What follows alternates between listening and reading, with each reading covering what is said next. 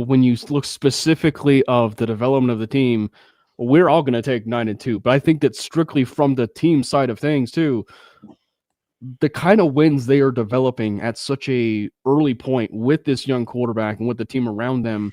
No, they don't necessarily have superstars, but that is going to make them better. And winning these one-score games at this early point in this career is going to end up making them such a better, well-rounded team. They're already proving to be a pretty solid roster for not having a superstar on the team. They're proven to be a pretty solid roster, and I think that Bo has really lifted that.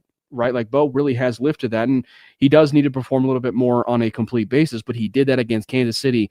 And I think the thing that just really causes so much optimism, or I should say causes so much optimism for Bronco fans, or hopefully the national media at some point, is those are the types of games. Like, those are the types of games where if you really want to put a guy like Bo Nix as a possible MVP candidate for the future, those are the games. Those are the games that you're going to end up calling back on, and he could put you on his back and actually win.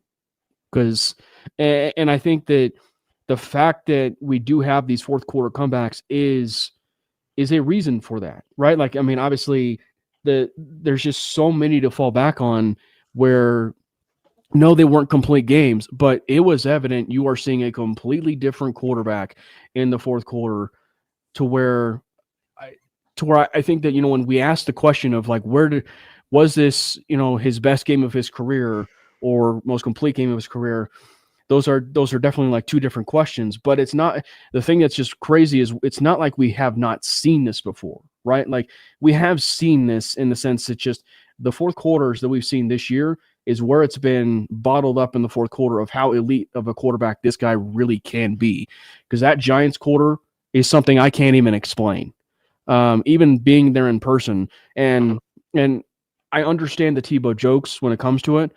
Tebow's not executing plays and doing anything pre-snap and doing anything like that. Like, we're just kind of sprinkling plays here and there when it comes to Tebow time, right? And I think that even for the Philadelphia Eagles game, who they beat, by the way, the Super Bowl champions, like, it is just absolutely crazy what we've been seeing in the fourth quarter. And this was the first time you can see where they bottled up what was that fourth quarter into all four quarters. And we got a chance to see an offense that is, when it's operating like that, that is a really hard team to beat, because and to a certain degree, and Jordan, you and I've had the conversation when it came to the PO Slack chat, but the Broncos, frankly, they compare a little bit favorably to the Philadelphia Eagles. You got a head coach that everybody hates. You have a quarterback that everybody is either sleeping on, they love, or they hate. And they have a very, very good defense. But the problem with the Philadelphia Eagles, or the problem with the Denver Broncos, at least it seems at this point, is if you see them at its hottest point, that's not a team I want to face. That is not a team I absolutely want to face when it comes to this, because if you give them home field advantage and you give them a quarterback that is possibly red hot and spurting the ball around just like he did at Oregon, that is a difficult offense to face no matter what.